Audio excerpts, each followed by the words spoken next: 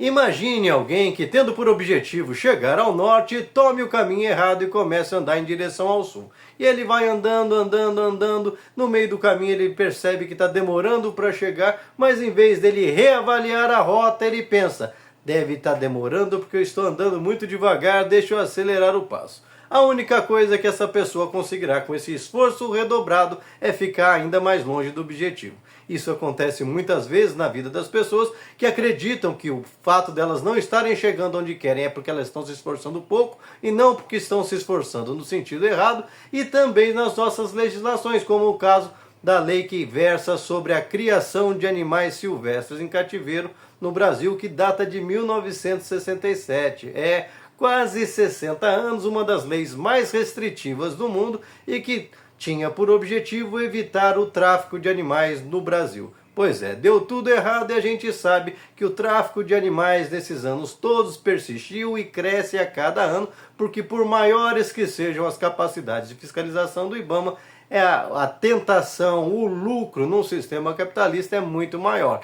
Já visto que os maiores revendedores de animais silvestres, da fauna silvestre brasileira, estão na Europa e estão na África ganhando dinheiro à vontade com os animais oriundos da fauna brasileira e sul-americana. Diante dessa situação e sabendo que nós estamos no capitalismo, o que a gente faz? A gente pega então, entende que o problema existe, que talvez seja o momento de regularizar e criar normas mais claras, objetivas, para que exista essa comercialização e que ela de maneira regrada, de maneira consistente, e que inclusive tenha como anteparo ajudar no repovoamento de espécies que são, por exemplo, vítimas desses fogaréus que andam acontecendo por aí, ou a gente torna a lei ainda mais restritiva do que é, proibindo tudo, inclusive animais exóticos.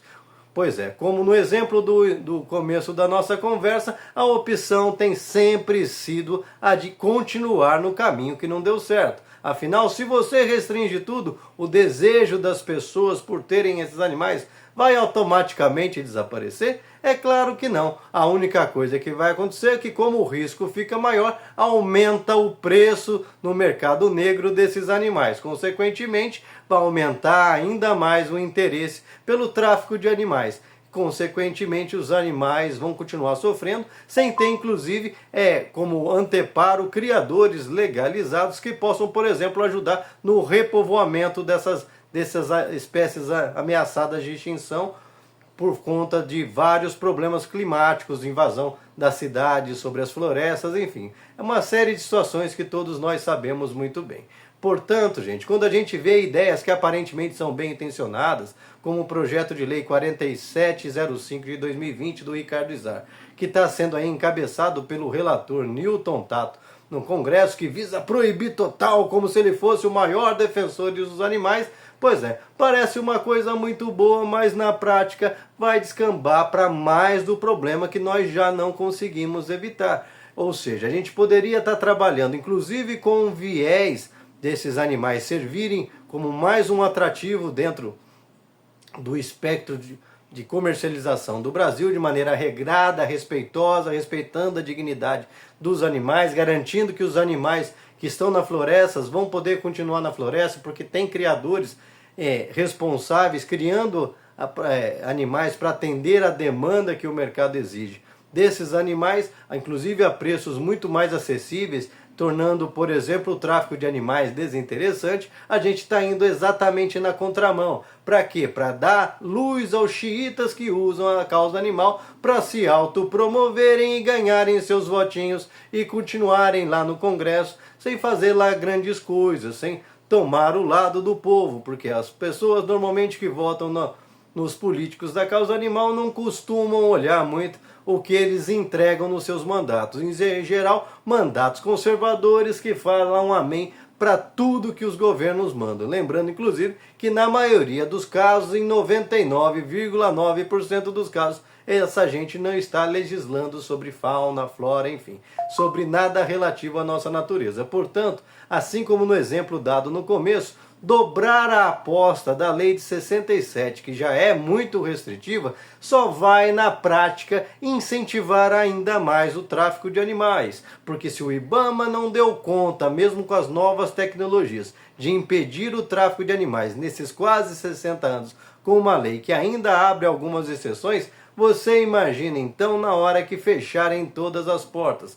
porque não adianta, gente, a gente vive no sistema capitalista. E a menos que as pessoas mudem essa postura, o sistema, as coisas serão nessa regra. E o cara vier falar para você assim como está nos dois projetos, né? De que, não, mas existe espaço para você criar com o objetivo de repovoamento, objetivo de estudos, mas eu te pergunto, sem o interesse econômico, o que funciona na prática dentro do sistema capitalista? Muito pouco. E quem vai pagar essa conta? Vai falar as ONGs, e as ONGs vão tirar dinheiro da onde, cara pálida? De doações, de PIX, ou mais ou menos, como sempre acontece, fazendo lobbies no Congresso, utilizando os mesmos que criaram esse tipo de lei, criando novos problemas para desviar dinheiro público para o bolso de ONGs que normalmente tem baixíssima fiscalização, e a gente sabe que a maioria das vezes o dinheiro não chega no objetivo real, que é cuidar desses animais. Portanto, gente, é melhor que a gente acorde, resista, você criador, você que gosta de animais, não caia nessa lábia de que estou protegendo os animaizinhos na floresta, porque basta um fogaréu como esses criminosos que aconteceram no Brasil e vão acontecer com mais frequências com os avanços irresponsáveis do agronegócio que ignora as causas climáticas, as mudanças climáticas no país. Mais e mais animais serão afetados e dizimados ao monte, sem que nós tenhamos condição de fazer o repovoamento dessas espécies. Repovoamento que pode estar nas condicionantes de um novo regramento que tivesse uma visão mais clara e mais precisa do que os anseios da sociedade em relação à comercialização de animais silvestres e exóticos como pets. Lógico que a gente sempre tem que tomar o cuidado para evitar os excessos, mas é para exatamente isso que existem as leis, para achar um meio termo para as coisas, e não para esses radicalismos que na prática só vão piorar. Olha o que acontece, por exemplo, em relação às drogas recreativas. É proibido, é isso, é aquilo, o que acontece?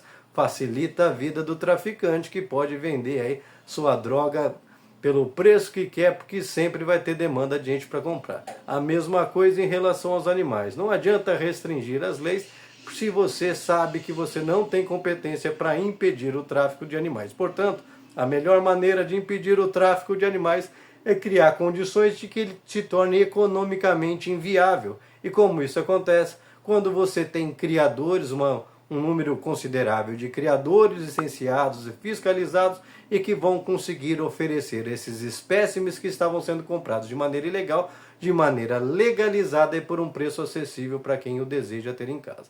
E você, o que pensa a respeito? Deixa aqui seu comentário, se inscreva no canal, senta o dedo para compartilhar, não esquece de deixar seu like e vamos juntos buscar maneiras mais equilibradas de construir um mundo em cima daquilo que são fatos concretos, fatos do possível, e não ideias utópicas que parecem muito bonitinhas no papel, que parece que você virou o novo São Francisco de Assis, mas quando na verdade o que você está fazendo é entregando os animais para os abutres do tráfico de animais.